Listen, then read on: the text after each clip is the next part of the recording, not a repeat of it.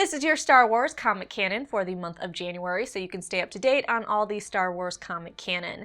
For the month of January, we saw the release of Star Wars issue number 27, Poe Dameron issue number 10, and Aphra issue number 3. I'm going to go through each issue, first starting with Poe's. So in Poe issue number 10, we saw his arrival on Kashyyyk, and also a C-3PO trying to find the droid that has information that can lead to Snoke. And here's a quick refresher just in case you're not up to date or you forgot. It is a time of uncertainty in the galaxy. Standing against the oppression of the First Order is General Organa's resistance, including Poe Dameron and his team of ace pilots, Black Squadron. Recently, a new enemy has emerged to challenge Black Squadron. Tyrix, a former officer of the First Order Security Bureau, until he lost his shit and stopped obeying the First Order. Though Poe's crew has survived multiple skirmishes, Tyrix has vowed to destroy them. C-3PO Poe and squadron mechanic Adi have journeyed to the planet Kashyyyk in search of a missing droid spy they believe holds crucial information about the First Order. They have learned the operative is in the hands of the ruthless Rank Gang. In their attempt to retrieve it, Poe has taken a blaster bolt to the chest at point-blank range. So the comic opens with Poe on the ground and C-3PO panicking just a little bit, in typical C-3PO fashion. The men talk about blasting the droids, but C-3PO informs them that they are surrounded. The men believe C-3PO has blown a circuit until droids appear all around them, telling them to drop their weapons. All these droids are C-3PO's operatives he had in place on the planet to gather information. The droid they came to the planet to recover for his information on the location of Snoke shows up. Meanwhile, Tyrix's men, really First Order men, are trying to repair the ship so they can get back to First Order space. Tyrix shows up and informs the First Order soldiers that Tyrix is taking control of the ship, but not as a First Order officer, and his criminal friends will be staying. Tyrix reveals that while Phasma, Snoke, Hux, and Ren may think he's a criminal, he wants to see what they think when this criminal hands them the entire resistance. We get a flashback to 27 years earlier when Tyrix was repairing ships at the Empire shipyard under the assumption he was helping the Empire reform. While fixing a Star Destroyer, he overhears some of his friends, including Korlak, who served in the Empire with him, talking about how they've been lying to him, and they're going to kill him. So Tyrix shows a little bit of that temper he's now very well known for, and he fires on them. He informs his other associates he is free to do anything he wants, and so he becomes a criminal, pirating, fighting battles, and building power throughout the galaxy. We see he heard of the First Order when he was accepting tribute and was brought First Order gear. We're left to believe he sought out the First Order after this. Back to Poe and the droid with information, he refuses to give the information on Snoke until he's off the planet and safe. Since he's programmed to only release his intelligence once safely at the Resistance base, and he will purge his data if his memory is infiltrated, they're forced to take him with them off the planet. Unfortunately, Tyrix does an announcement to the planet that Poe is to be stopped, and they rush to escape. They lose Adi in the process, but later we see him sneak onto Tyrix's ship. Poe, BB-8, C-3PO, and his informant successfully get to the ship, but it turns out it was a ruse, and Tyrix is tracking their ship so he can find the location of the Resistance base. He reveals he has a lot of ships. So basically we learn this issue that C-3PO had a lot of droid operatives on this planet, and also he compromised tons of them trying to get to safety. Tyrix is intent on bringing in not only Poe, but bringing down the entire Resistance, and I'm kind of wondering what's going on with Adi, who just kind of ran onto Tyrix's ship with a gun. So he's not the spy, maybe he's trying to go in and get some information, maybe he's trying to be a hero. I'm not really sure what's going on with him. And this is where The Force Awakens kind of ruins this mission. We know from The Force Awakens that the rebels are still on the same planet that they're seen on in this comic series, so Tyrix doesn't succeed in finding the rebel base. We also know that they have no idea where Snoke is, so the droid doesn't get back to the base, or maybe the droid was lying, and he doesn't have information about Snoke. So I guess the excitement for the next couple issues is just seeing how Poe and Tyrix interact in the big fight that's going to happen between them. Not that we think, oh no,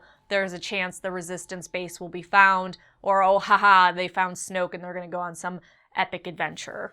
Alright, next moving on to Aphra, issue number 3, here's a refresher. It is a period of opportunity. In a galaxy oppressed by the cruelty of Imperial forces, there is little hope for the future. But for those used to operating on the fringes, there is much potential for profit. Rogue archaeologist Aphra is back to doing what she does best, locating and liberating rare artifacts. By her side are a pair of homicidal droids and a Wookiee bounty hunter, looking to collect on Aphra's debts. Aphra's plans are suspended when her doctorate is temporarily revoked, on a tip-off from her estranged father. Now, in order to regain her status, Aphra is forced to go along on his foolish search for a spiritual sec on an isolated moon.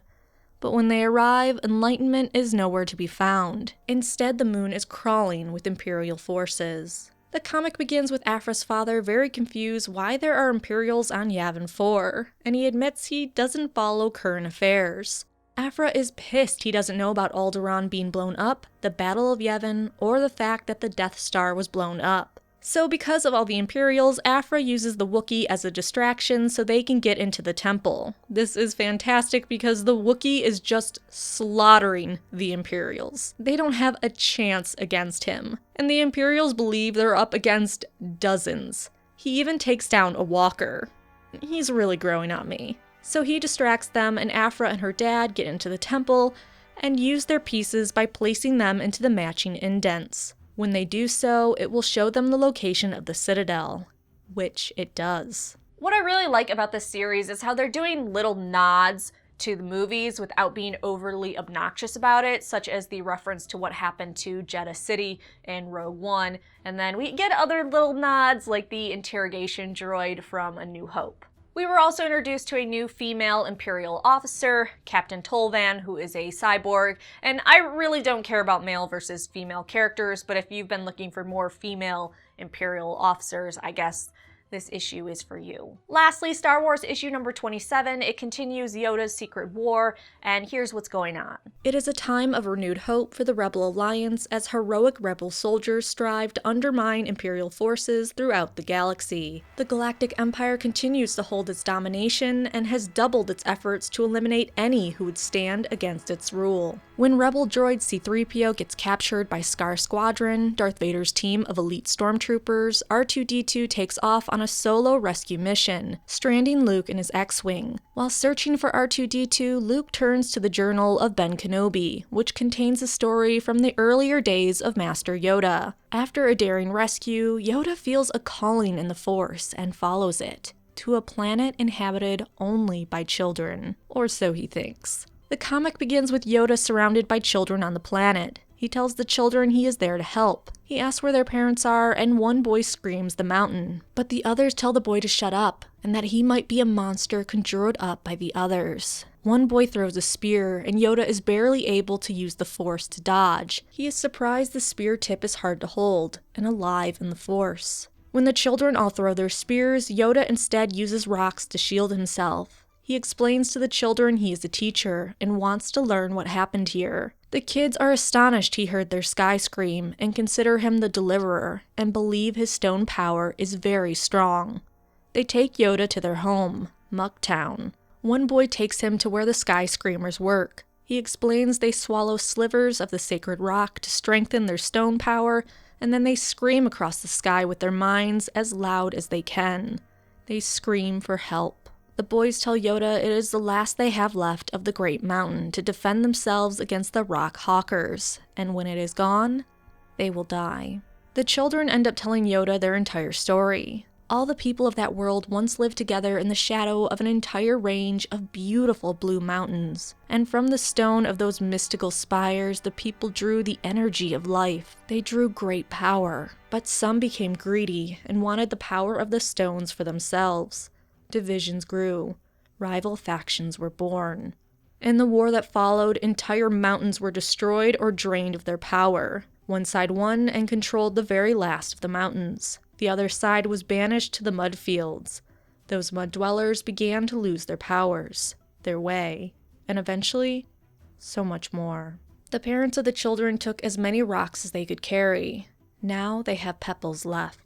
The children show Yoda a Rockhawker scout, and Yoda convinces them to release him and allow the scout to lead him to the mountain. He takes him to the shadow of the mountain, and Yoda discovers more children.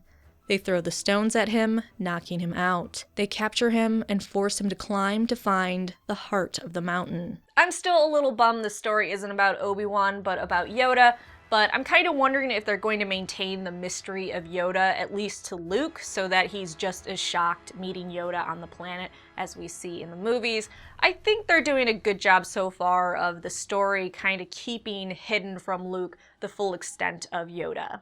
The idea of dark versus light happening on this planet that doesn't have any concept of the Force or Jedi or the Sith, I think is really cool, and I'm really curious about the stone and its powers, and if it would give anyone powers, how temporary it is, how much they have to consume. I really want more information about these stones. So that is your Star Wars Comic Canon update for the month of January. Please like this video, subscribe, and come back for new Star Wars videos every week.